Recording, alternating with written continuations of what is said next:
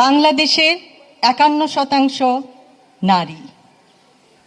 দেশ গঠনে তাই তাদের অংশগ্রহণ অপরিহার্য। দেশ ও জাতির এই ক্রান্তি লগ্নে আমরা আজ সকলেই নিজ নিজ ক্ষেত্রে অবদানের মাধ্যমে বাংলাদেশের নারীদের শিক্ষা, স্বাস্থ্য ও কর্মসংস্থানে ব্যবস্থা করতে চেষ্টা করতে পারি। দেশের উন্নয়ন নারীর ক্ষমতায়ন ছাড়া অসম্পূর্ণ। আজ আমার মনে পড়ছে বাংলাদেশের সেই অন্তঃসত্ত্বা মা বোনের কথা, যারা সন্তান জন্ম দেওয়ার সময় চিকিৎসার অভাবে অকালে ঝরে পড়ে। আমাদের পরিকল্পনার মধ্যে আছে প্রত্যেকটি উপজেলা হেলথ কমপ্লেক্সে নিরাপদভাবে জন্ম দেওয়ার ব্যবস্থা থাকবে। মা ও শিশুর পূর্ণাঙ্গ স্বাস্থ্যসেবার দিকে খেয়াল রাখতে হবে। আমার আজ মনে পড়ছে অবহেলিত সেই কন্যা শিশুর কথা, যে প্রতিদিন ভয়ে থাকে, শঙ্কায় থাকে, সে বুঝি বাল্যবিবাহের শিকার হবে, কখন তার জীবনের স্বপ্ন চুরমার হয়ে যাবে।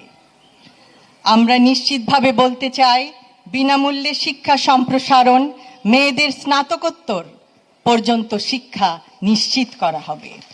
কোনো কন্যা শিশু আর মন খারাপ করে থাকবে না যে কখন তার সমস্ত স্বপ্ন চুরমার হয়ে পড়ে যাবে। আজ চিন্তা হচ্ছে সেই কর্মজীবী মহিলার কথা এবং কলেজ ইউনিভার্সিটির সেই ছাত্রীর কথা, যাকে প্রতিক্ষণ শিকার হতে হয় অস্বস্তিকর অন্যায় ব্যবহারের, যে স্বস্তিতে যাতায়াত করতে পারে না। হাজারো লক্ষ গার্মেন্টস কর্মী বোন, যাদের রাতের অন্ধকারে চলাচলে নেই নিরাপত্তা, তারাও চায় সচেতন মাতৃত্বকালীন ছুটি। আমরা নিশ্চিত করতে চাই তাদের সবেতন ৬ মাসের মাতৃত্বকালীন ছুটি।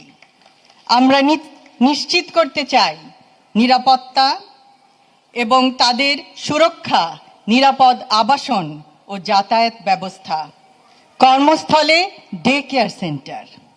প্রত্যেকটি মা নিশ্চিন্তে তার কর্মস্থলে কাজ করতে পারবে। আজ মনে পড়ে সেই বয়োবৃদ্ধ নারীর কথা, যাকে শেকলে করে বেঁধে দিয়েছিল একটি গেটের, বৃদ্ধাশ্রমের একটি গেটের সঙ্গে তার পরিবারের লোকজন। সেই মায়ের প্রতি আমরা জানাতে চাই, পিতামাতার ভরণ পোষণ আইনের কার্যকর বাস্তবায়ন করা হবে। আজ মনে পড়ে সেই হতভাগা গৃহিণীর কথা, যিনি আত্মহত্যার পথ বেছে নেয়। কেন? কারণ ছেলে মেয়েদের তিনি অন্ন সংস্থান করতে পারেন না। আমরা নারী সাপোর্ট সেল গড়ে তুলব, উদ্যোক্তা নারীদের আর্থিক ও দক্ষতা সহায়তা প্রদান করব, আনুষ্ঠানিক অর্থনৈতিক খাতে নারী কর্মস্থান বৃদ্ধি করা হবে। সুপরিকল্পিত রাজনৈতিক পরিকল্পনার মাধ্যমে অবশ্যই সমস্যার সমাধান সম্ভব।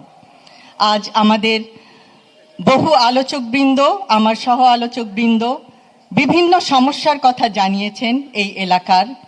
আমরা শুনেছি, আমরা সবাই জানি, এবং পরিবেশ সম্পর্কে, পরিবহন খাতে ট্রাফিক জ্যাম সম্পর্কে আরও বিভিন্ন সমস্যার সুনির্দিষ্ট সমাধান সুপরিকল্পিতভাবে উপস্থাপন করা হয়েছে আমাদের ইশতেহারে।